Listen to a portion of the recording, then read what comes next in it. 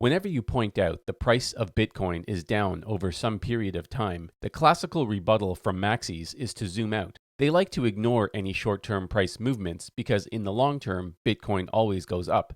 Well, for the first time since its creation, a few days ago Bitcoin actually turned red on the 5-year chart.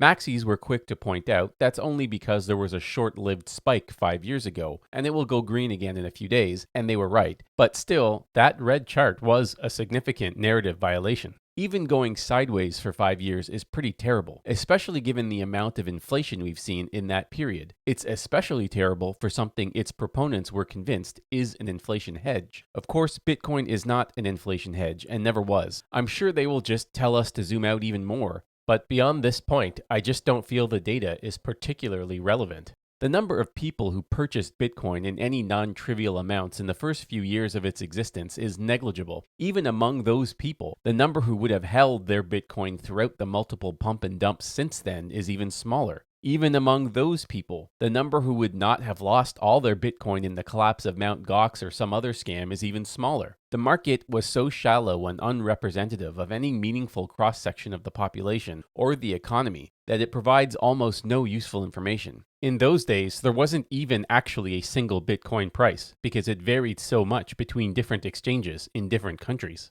The truth is, we're not early. I remember early. I remember when Bitcoin cost 10 cents. I remember when Bitcoin first crossed $1, but then it kept going up and up and up, first slowly, then quickly, and people lost their minds. They started ascribing magical properties to the bits in their computers. Success, measured in dollars, was interpreted as validation, and the perception of success has a way of ending discussions and closing minds. Hell hath no ego like a man who thinks he's right.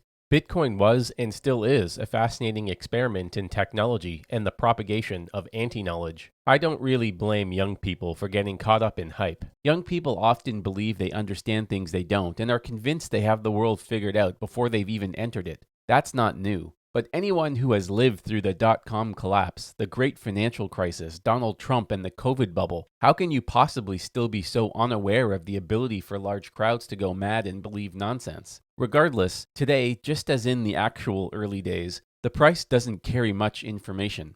The market is manipulated. Never forget, the price of something with no value can be anything at any time. Down this week, up the next. In the bigger picture, it just doesn't really matter. Bitcoin was supposed to bring a culture of transparency. Instead, it brought Bitcoin bros with a culture of winning at any cost, even at the cost of their own integrity. If you found this content helpful, please consider liking the video and subscribing to my channel. It really does help get this channel more exposure and keep me motivated to produce more content.